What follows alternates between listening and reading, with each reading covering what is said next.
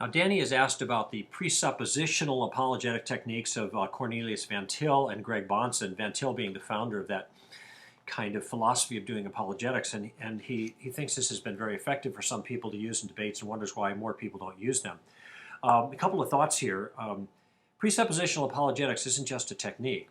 It's a way of approaching the whole enterprise of defending the faith. Only Reformed or Calvinistic people use this or adopted this point of view because they feel that just as God ought to be central and sovereign and first in other areas of our life, that he should be first in our apologetics.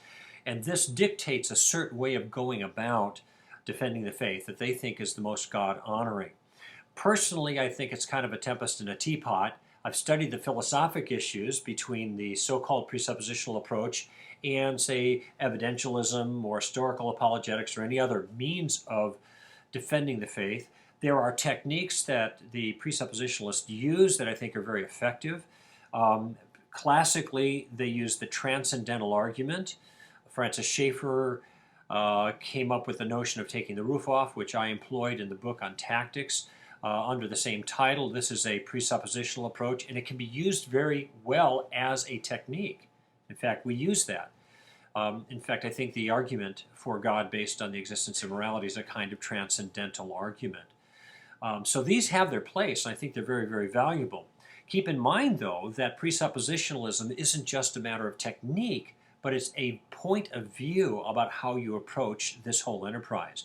So I reject the broad point of view of presuppositionalism, though I am sensitive to the question of presuppositions when it comes to sharing your faith, and I use techniques that the presuppositionalists use. I don't buy into their entire philosophy. So the simple answer to Danny is that we can use the techniques, and the techniques have a usefulness under certain circumstances. Keep in mind, though, that there's a difference between being sound and being persuasive.